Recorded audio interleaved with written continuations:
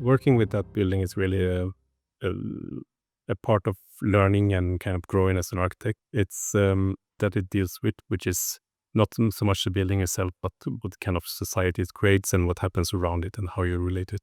That really are parts connected to it being a transformation projects, and it's part of the building that we are not creating a new building from scratch in an empty plot, but it's a continuous timeline, and we just kind of situate ourselves inside of that timeline and in the place, and we try to benefit as much as possible from what happened before at that site, and naturally also what we can create in that site afterwards, after the building is ready. It's both a building that doesn't really have a fixed starting point and a fixed end point. It's a node in a continuation of a timeline, but it's also in the same way in space, that it's not confined to the limits of the building, but it really relates to the whole area. And I think that project has shaped my kind of interest in architecture, what I'm interested in a lot, and also the firm's kind of interest in architecture and where it can take us and lead us.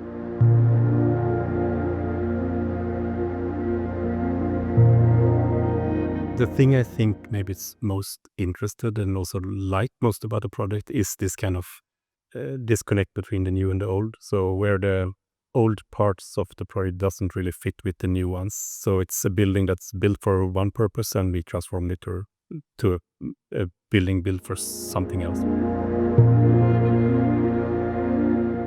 So what we're doing now really is what we were saying we were doing before. So it's also what we have been doing in history. So going to Europe and the history of Europe, it's always just building built upon another building and built upon another building. So I think this thing with the spaceship building landing from somewhere else is just a brief part in history, and that's not what we have been doing, and it's not what we're going to be doing in the future either, I guess.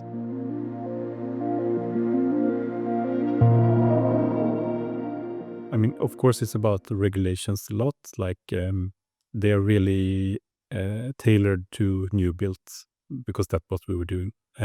So we have to change that, and there are a lot of activities working on it. So it's not my profession as an architect. I'm not expert in those regulations. The good thing now, I think, for Sweden is that we're building quite a little right now because of the economy, because of the world and everything that's happening. So it's a really good space to change something, because we don't have this constant pressure of building as much as possible.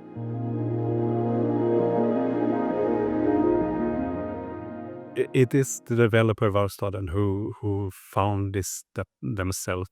They could choose between having enormous amount of trash that they had to like get away with, or they could change the idea and see this as a resource. And in that project, and that's probably true for all projects, that it's not only for the environment, it's not only for economy, but it's also for like the cultural heritage that we keep with the reused materials.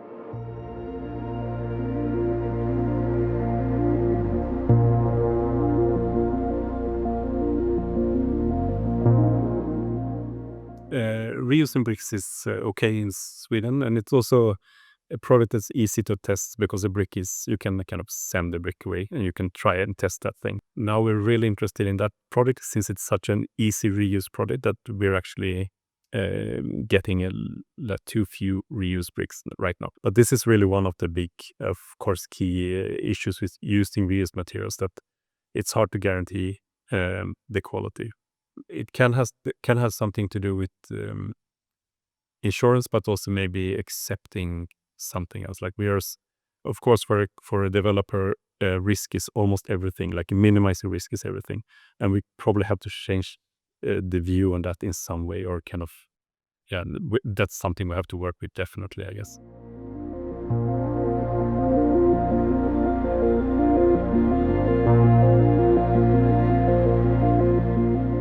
If we can, just for sustainability's sake, we need to use the buildings much more, or spaces much more.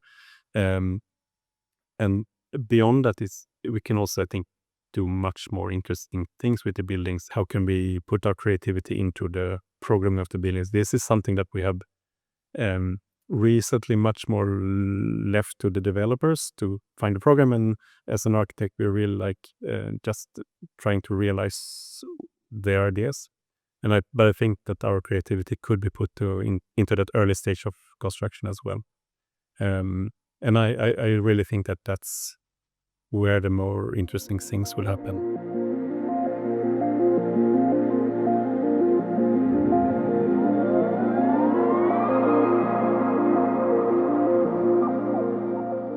I like to think that architects should like do everything, but that's also a really architect's disease, that we think that we can do anything and we're better at doing everything.